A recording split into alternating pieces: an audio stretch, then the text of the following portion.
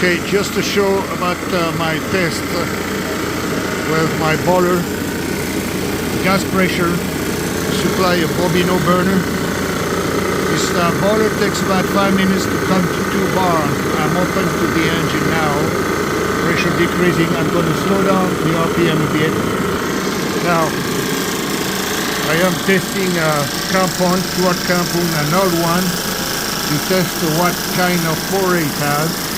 So this is my Prony brakes, this is my scale, and this is my RPM. So 1600 RPM. I'm going to slow down a bit.